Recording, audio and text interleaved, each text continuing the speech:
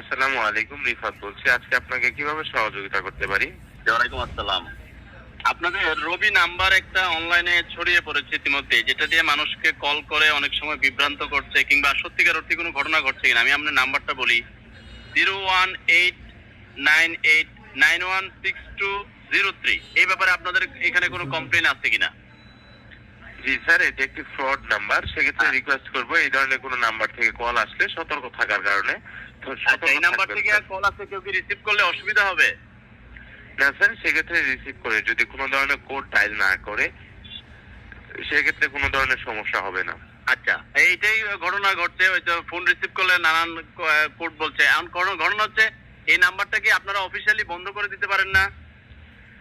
দুঃখিত স্যার, এই ধরনের কোনো সুযোগ না থাকায় আমাদের কাজ চলমান রয়েছে। আশা করি খুব শীঘ্রই এর সমাধানটি হয়ে যাবে।